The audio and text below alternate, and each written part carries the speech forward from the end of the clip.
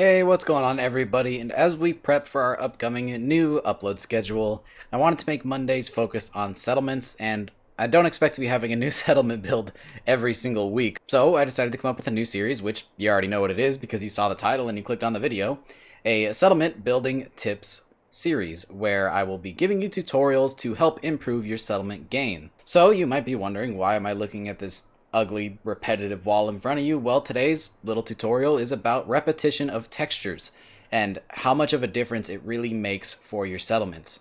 I see a lot of people make buildings that use the exact same walls over and over and over again, and repeating your textures can just really make your settlement boring. Aside from all of the other tips I'll be giving in future episodes, even just this alone will do so much for your settlement to add a lot of liveliness and character and make it feel really unique. So I'm going to show you a variety of ways that you can improve your texture repetitiveness in different areas, such as building walls and fences and different stuff like that, and multiple ways to do it.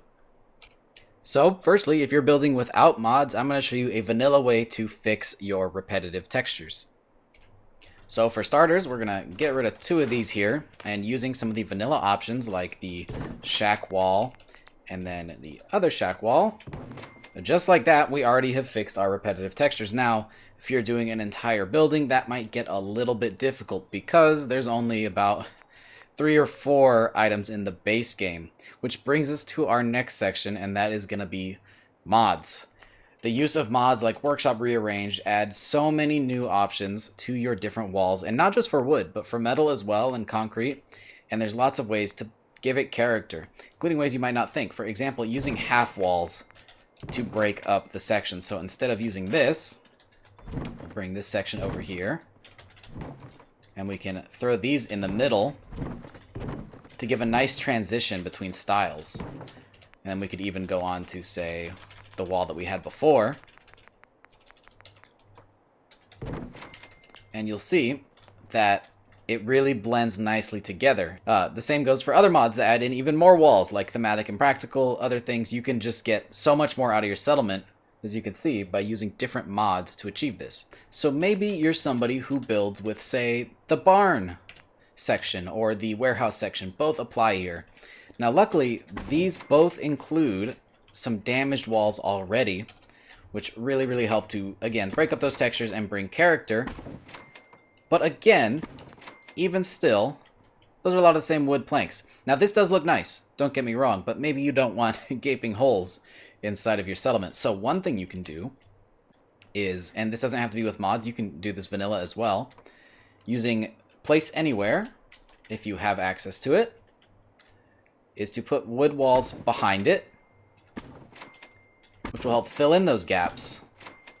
So it's still a complete wall, yet it has different textures every section. So if you want the less junky look, you want completed walls, you don't want holes, you can still have that, but it will just break it up, look like some paint has worn off. Now, this same concept doesn't just apply to walls, there's also the idea of fences. This is probably a fence you've seen many times if you've ever built a settlement before. It's using the same 2 flat pieces in the vanilla game over and over and over, alternating between the two. Now, each piece itself has a bunch of alternating textures, and you're using 2 different pieces, but still, it is repetitive, especially with how unique this one is in particular at the top. When you see it, it sticks out like a sore thumb. Having more than one of these at your settlement, you'll notice right off the bat. So, to fix this in the vanilla game, you got to get used to using different pieces that maybe you don't normally use. For example, throwing in some of the barbed wire pieces, as well as the fence has the tire on it. You can actually, if you build it first, place this tire when it's supposed to be a corner, I know. But as you saw, whenever you delete a piece in the middle and throw it in, it still works for a flat wall.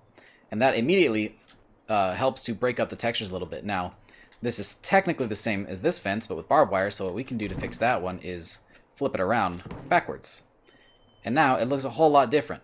And that's just the vanilla alternative. Now, to go even further, again, we're going to use mods. Mods like vanilla extensions and Workshop Rearranged add a ton of cool junk fence pieces that you can use to really spice up your fences. And using Place Everywhere in tandem with that lets you really fine-tune them, change their heights up, and really make them look cool and unique. CVC also has a fence section with some really neat pieces. So as you can see, with just the use of a couple mods that all add vanilla assets into the game, you can make a pretty long wall without any real repeating textures.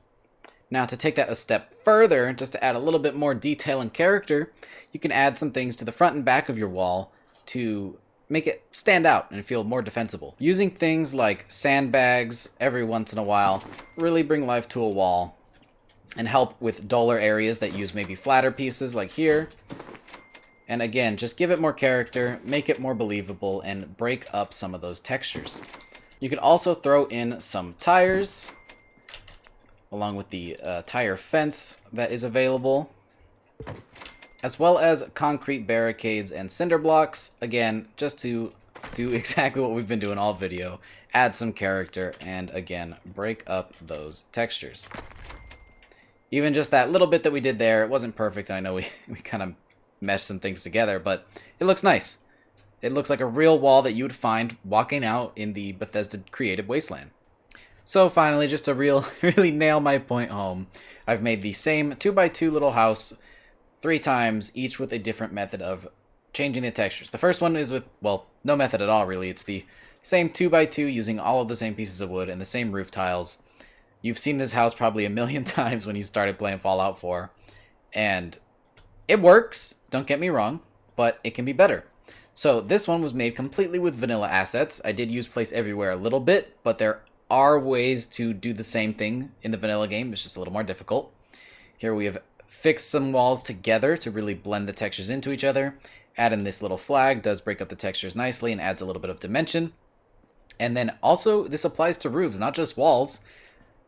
Using different roof tiles with holes in them really helps to sell that it's not the same piece over and over again. And then finally, using the full potential with mods, without spending too much time on it, I have created a little shack here with different pieces to really give it some dimension and break up those textures, make it feel lived in, and add a little bit of realism too. And doing this in a 3-dimensional way also really helps. You'll see I have on every side here something that sticks off the wall so it doesn't look like just a cube. But there will be a whole other episode about that later. So yeah, guys, with that, I hope you enjoyed the episode, and I hope you at least learned something or thought of something new to apply to your own settlements and give them a little bit more life and character.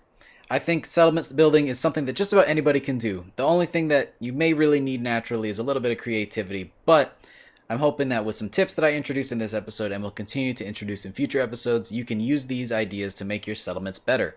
So again, I hope you guys enjoyed. If you can think of any other topics you'd like me to discuss in a tutorial series, feel free to let me know in the comments, and I would love to make new episodes about them. I hope you guys enjoyed. Again, if you did, drop a like, and if you want to see more of this, subscribe for more episodes in the future, and I'll see you guys in the next video. Peace.